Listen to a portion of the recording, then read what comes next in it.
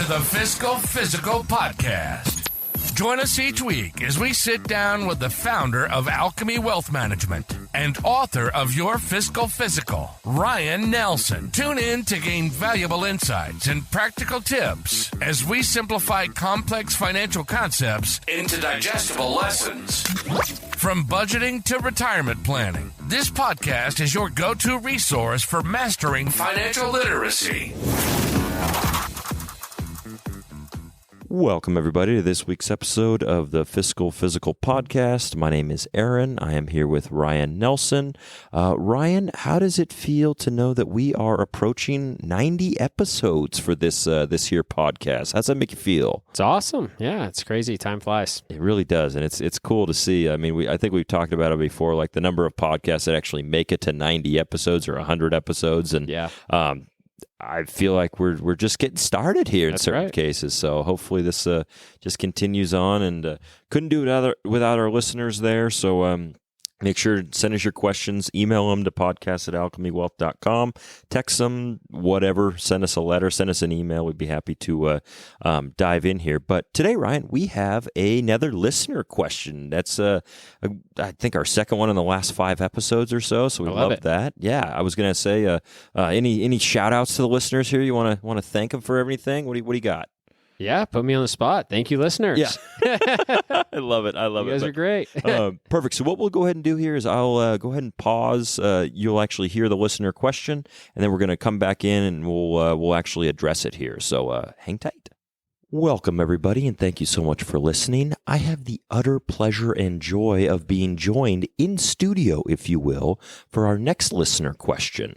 I'm super excited to see what this listener has to say for us, and I'll go ahead and turn it over to her. Hi, Ryan and Aaron. My name is Hayden. I have a question for your podcast. What factors should I consider when choosing a bank? I know there are security and rewards to think about. Looking forward to listening. All right. Thank you so much, Hayden, for that question there. Ryan, what were your thoughts on that question? That sounds like an educated lady. Yeah, it most definitely is. Yeah, thank you so much, Hayden. It's a great question. Yeah, I love it. So yeah, let's dive into how to decide on a bank.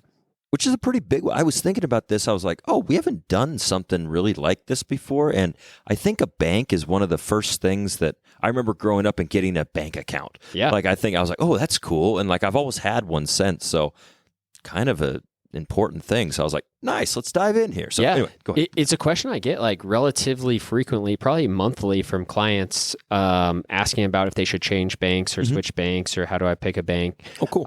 So it's a pretty common question. I would say, I would start it off by sort of thinking about, what do we keep in the bank? And I would say primarily we keep our emergency savings in our bank, right?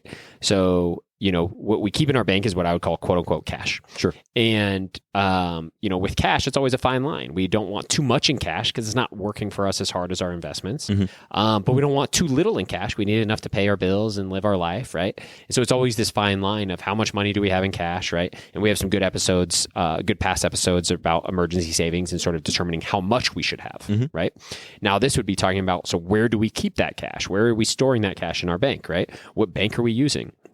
And what I would say is, if we think about the purpose of the bank or of the emergency savings, it is primarily to have the cash there available for you, is the most important thing. So making sure the money's liquid, it's there, and it's secure. So if there's FDIC insurance, great, I'm happy, right? If it's liquid, great, I'm happy. If it's a play, depending on your goals and your values, if you prefer a brick and mortar, you want to be able to go into the bank, find one with a lot of branch offices, right? A lot of location. If you say, I haven't been into a bank, a branch office in 5 years, I could care less, I don't want to do everything online, find one with a great online platform, right? But what I would say is primarily this decision, it's actually it's a super common question. It's maybe not always as important as people think. So I think a lot of people think about the interest rates that they get, and they go try to kind of chase these interest rates. And so we might say, man, my bank's paying me whatever, 0.5% interest. I heard about another bank that's paying 6% interest or something, right? And usually when you look into it, it's some sort of promotionary thing that's temporary or just on a small dollar amount. And so what you'll find is I think a lot of banks have been sort of commodified to some degree, and most of their interest rates are pretty darn close, right? But so let's kind of dive more into it. So I'd say chasing interest rates, I think it's sort of a fool's errand. I think I've talked about that on one of the previous podcasts. So really what we want to do is focus on where can we hold our money, where it's liquid and it's protected, and we don't really care about growth in this. Our emergency savings is not where we're getting long-term growth. Our retirement, all of our investments, right? That's all where we're focused on growth. That's where we're prioritizing growth. Our emergency savings, we're prioritizing liquidity and protection. Now, that doesn't mean we want to completely ignore growth. And if your bank has 2 accounts and one pays 5% and one pays 1%, let's put it in the 5% one, right? Yeah, sure. For sure. But again, I think this is where it's so important to sort of know the purpose and the goal of this money. And as we start to figure out the goal, we can start to say, cool, the goal of this money is liquidity and protection. It's not growth. Cool. Now we can start becoming a little less focused on interest rates and stuff like that, right? So I'd say don't ignore the growth completely, but I would say it's absolutely a secondary to the liquidity and protection. So if you're spending a lot of hours chasing like 1/10% in interest or a 1/4% or 1/2% in interest, again, you're missing the forest for the trees. So where should we keep it? If you start to like as you're looking at the bank, there are some places or in some banks where it's not as easy to access your funds. You're going to want to avoid those, right? Sure. There's other places where maybe they're trying to put your emergency savings into a CD. Well, they're maybe selling you on a higher interest rate. Again, what's your purpose for this money in your bank? If you have so much money in your bank, you're like, oh, I have way more than I need in my emergency savings.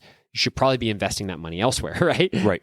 And so if you're taking your emergency savings, putting it into something like a CD, you may be losing liquidity, right? So even inside of your bank, after you've decided on the bank, you may want to be cautious about what you're doing with the money inside the bank. And am I investing in things like CDs and losing liquidity?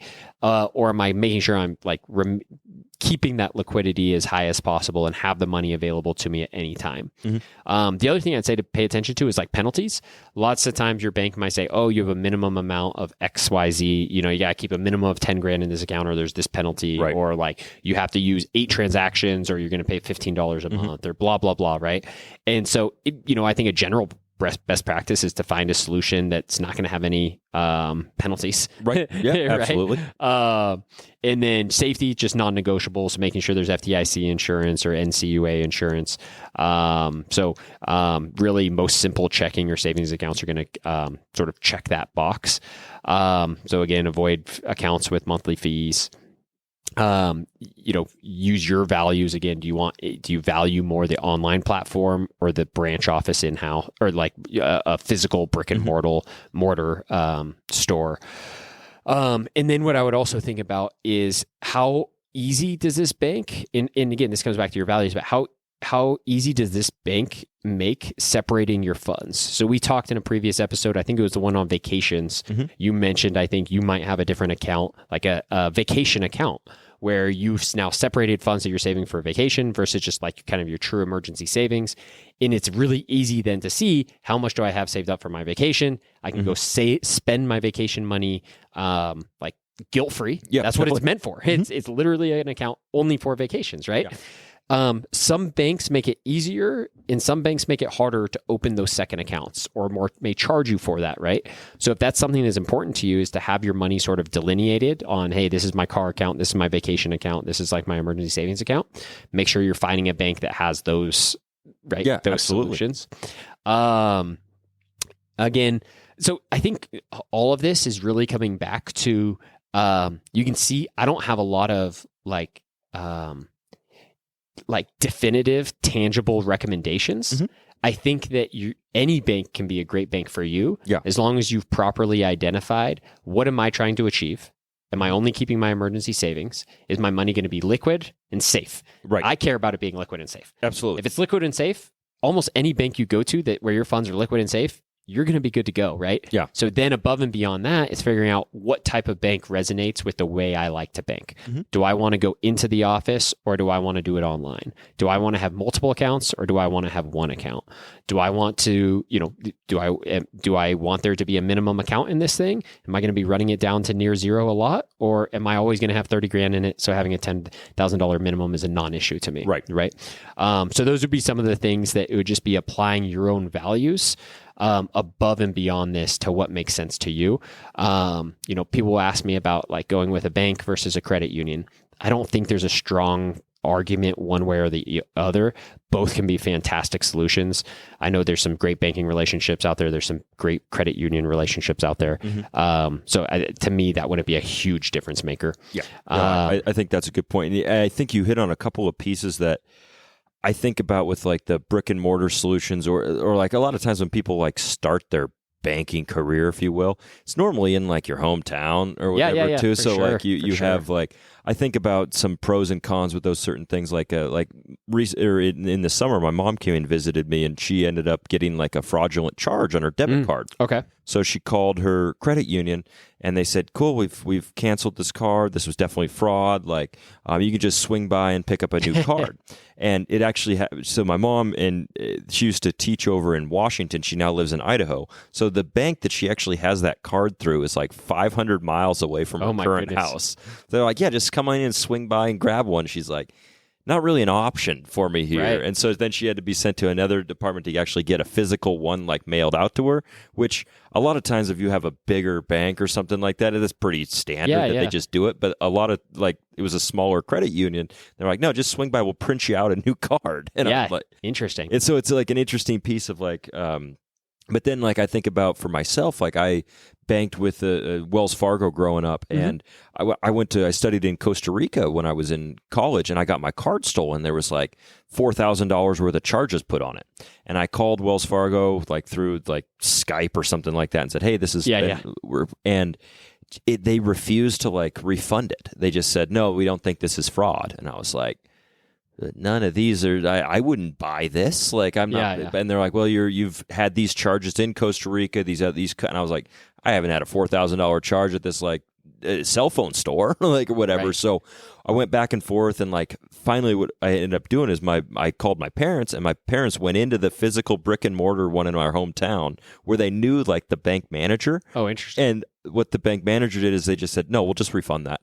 Like on our end, like they've known me for 20 years or whatever at that point, and they're just like, oh, we'll take care of this. It was definitely fraud. Like we just have to do it internally instead of like nationally. And so they just like ate that money or whatever. But for myself, I was like, that was a great experience. Yeah, like, that's interesting. So it was really interesting, the whole like dynamic of it. I just happened to like go to church with like the bank manager, and so I just think it's funny like how you get into that first bank is normally like some sentimental stuff, or it's like sentimental, or it's like your parents also have that one. But as you get older, I think you hit on some good points about like, hey, like what are the factors that you need in a bank account, and what are you looking for? And I think the liquidity and safety are two of the biggest factors without a doubt. So So I'd focus on the liquidity, the safety, and then I'd say, hey, chasing interest rates is probably a fool's errand. It's probably not worth your time to go. Changing a bank is a pain, right? Yes, absolutely. So if you're going to change your bank every 3 months to go chase down the best interest rates, that's probably not worth your time and energy, right? So committing to a bank that's going to keep your funds safe, secure, you're liquid and secure, you're probably in a good spot. No, I like that. I like that for sure. That's a good piece of it. And thank you, Hayden, for that question. Really appreciate it. And I think the other piece, you mentioned like rewards as well too in your question, Hayden. And so I think that with a bank, I don't know how much reward you're actually going to get with these, but obviously check it out. Like there could be some promotional thing where you sign up and they might match your first $100 or something like that. Which is, if you're starting out and you're younger, $100 is $100, right? Like kind of thing too. Or the interest rate you're gaining on these accounts is in some way a reward as well, and not too dissimilar from credit card rewards. You know, if you're getting a 2% cash back reward on your credit card, it's not too dissimilar from getting an interest rate. You know, a interest rate on your savings account. So it's kind of similar in in that account as well. Absolutely. Awesome. Well, we'll go ahead and pause here. Be back on the other side of this. Everybody hang tight. And now, to put the personal in personal finance. Welcome back, everybody, to the Fiscal Physical Podcast. I'm still here with Ryan. We're going to wrap up with our personal section here. So Ryan, as already a business owner, Alchemy Wealth Management, doing very well here in the community. I'm curious, we've touched on entrepreneurship previously on podcasts, but I'm wondering if you had the opportunity to start another business, like what would it be? And this could be more hypothetical or anything too, but I'm just curious, like what your thoughts are on starting another business. I get these random thoughts all the time. I always think about starting these other businesses, seriously, and I'm like, I'll start thinking about it. I'm like, wait, why would I do this? Like it would be like anything I care about would be like, oh, board games. It's like, oh, I could start a board game company. Yeah. Or it'd be like, oh, triathlon. Oh, I could start this triathlon company. Or it's like, oh, I could, it's disc golf. I could start this disc golf company, or whatever. Yeah. And I'm like, wait, why would I do this? Like, it's like, it doesn't make sense. But like my first instinct is like, oh, that'd be interesting to start like a business around this, or what would that look like? Yeah. But so like, if in all reality, if I was going to actually start a business, something around financial literacy would be kind of cool, kind of in line with like Alchemy Wealth, right? Yeah. But something around just like the financial literacy itself, as opposed to the retirement planning, investment management. Another like, or some sort of passion project. So like kind of what I was alluding to before, like something I just enjoy, doing something around that where it's almost not a job so much as a hobby. Or I think something like a travel agency would be cool. You just get to travel, like again, a lot of these, I think you can maybe see that like what I do now is great, like career for me. If I was to start another business, it would probably be less around like income and more around like doing something I like. So maybe starting a nonprofit. I've been involved in some in the community and stuff, or yeah. What about you? No, what are you trying to start? That's great. Yeah, I think there's two pieces here. One, I think starting like a tour guide company, in like a tropical location would just be awesome. Like, that'd be a blast. I think about some of the best experiences I've had when I'm traveling is like you do an island tour, or you do a city tour, a walking tour of the city, and these certain things that you can really provide an experience. You get to provide people like the culture, the food, the architecture. You kind of just become a professional, or a very knowledgeable about these things. You can share it with people who don't know it, and you can also kind of teach that to them in a way. So I think doing something like that would be awesome. And I just have some great memories of that overall. But you actually hit on the financial literacy piece that I think that I sometimes I'll be laying in bed at night and I'll just be like, I better write that down. And I got like a notebook like by my bed that I just like jot something down, and I'm like, I'll go back and look at it. And I'm like, what the heck was this? Like, why would I think about that? But I think about like, I mentioned it many a time to you personally, and also in this podcast about how I grew up in the classes I took in high school didn't really center around financial literacy. Right. They really didn't. There wasn't, and maybe it's a little different now. I haven't really specifically dove in too much, but I do think just having the ability to know what a credit card is. Absolutely. Know how to use a credit card, know when not to use a credit card, cash versus credit, financing things, what actually comes down, what a mortgage actually is. Yep. These different things, student loans, like teaching individuals at a young age to at least start asking those questions and looking for those resources, versus like when you get put on the spot at 19 and you're in the financial aid office determining what kind of student loan you might want to pay for.